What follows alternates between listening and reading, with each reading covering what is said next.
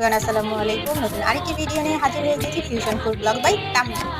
এই শিনচ্যান কার্টুনটা কার কার পছন্দ অবশ্যই জানাবেন। আমার তো খুব বেশি পছন্দ শিনচ্যান কার্টুন। তো শিনচ্যান কার্টুন দেখার সময় শিনচ্যানের মা শিনচ্যানের জন্য যা রেসিপি রেডি করেছে, আমিও সেম প্রসেসিংয়ে সেম রেসিপিটা রেডি করেছি। সো খেতে জাস্ট ওয়াও হয়েছে এবং খুবই ভালো লেগেছে আমার কাছে। আপনারাও ট্রাই করতে পারেন এবং অবশ্যই জানাবেন কার কোন কার্টুন পছন্দ কমেন্ট সেকশনে। সো সেম ভাবে আমিও প্রসেসিং করে চলেছি। সো তারপর যা যা ইনগ্রেডিয়েন্টস ছিল সব দিয়ে দিলাম। দেন এই তো আমারটা রেডি, সিনচেনের সাথে সাথে আমারটাও রেডি হয়ে গেছে। এখন আমি এটা জাস্ট ফ্রাই করব। এই তো আমিও ফ্রাই করে নিলাম। দেন ফ্রাই করার পর এইটা আমি জাস্ট সার্ভ করার জন্য একটা সস রেডি করব।